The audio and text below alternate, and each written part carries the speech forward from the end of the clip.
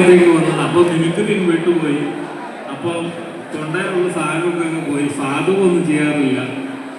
അതുകൊണ്ട് എന്തെങ്കിലും കുഴപ്പമുണ്ടെങ്കിൽ ആരും കൂടരുത്. അതുകൊണ്ട് ആദ്യമായിട്ട് ഞാൻ നമ്മുടെ കേന്ദ്രമന്ത്രി അല്ലെങ്കിൽ സിനിമയിലെ സൂപ്പർ സ്റ്റാർ ആക്ഷൻ ഹീറോ എന്ന് പറയുമ്പോൾ ആർക്കെങ്കിലും പറയാൻ പറ്റും ആരാണ്? ഒരാളെങ്കിലും പറയാൻ പറ്റും ആക്ഷൻ ഹീറോ എന്ന് പറയുന്ന ആളെയാണ് ഞാൻ അനുകരിക്കാൻ പോകുന്നത്. അതാരാണെന്ന് ആർക്കെങ്കിലും ഒന്ന് പറയാൻ പറ്റും? ഇത്രയും പേരിലിപ്പില്ല. ആർക്കെങ്കിലും ഒരാൾക്ക് ഞാൻ അഭിനയിക്കുന്ന ആക്ഷൻ ഹീറോ ആണെന്ന് പറയുമ്പോൾ ആ ആക്ഷൻ ഹീറോയുടെ പേര് പറയാമോ? ആക്ഷൻ ഹീറോ ആരാണ്? മലയാള സിനിമയിലെ ആക്ഷൻ ഹീറോ ആരാണ്? ഒരാൾക്കെങ്കിലും എഴുന്നേറ്റ് പറയാമോ? സുരേഷ് ഗോപി. മോഹൻലാൽ അല്ല.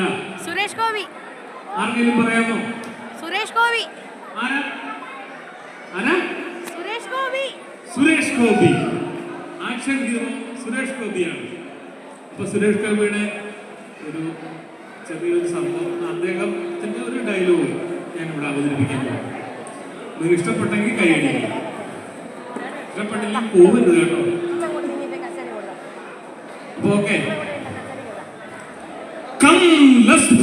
നിങ്ങൾക്കുമാവാം കോടീശ്വരൻ. ഒരൊറ്റ ചോദ്യം മതി നിങ്ങളുടെ ജീവിതം മാറി മാറി. പോയി വന്നു. രാമുവിന്റെ അച്ഛന് 3 മക്കൾ. ഒരാളുടെ പേര് ജനുവരി, രണ്ടാമത്തെ ആളുടെ പേര് ഫെബ്രുവരി, മൂന്നാമത്തെ ആളുടെ പേര് എന്താണ്? അപ്പോൾ നാളെ കണ്ടുമുട്ടാം, ഏറ്റുമുട്ടാം. ശുഭരാത്രി, ശുഭ നിദ്ര. അടുത്തത് അടിപൊളിയായിട്ടുണ്ട്. അടുത്തായിട്ട് മലയാള സിനിമയിലെ നിത്യഹരിത നായകൻ. ആരാണ് നിത്യഹരിത നായകൻ? ഒന്ന് പറയാമോ? നിത്യഹരിത നായകൻ ആരായിരുന്നു? ആർക്കെങ്കിലും ഒരാൾക്ക് പറയാമോ? ആർക്കും അറിയത്തില്ല.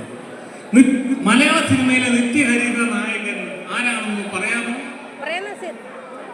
അതെവിടെ പറഞ്ഞു കഴിഞ്ഞു? എന്റെ സഹോദരി തന്നെ, പ്രേം നസീർ.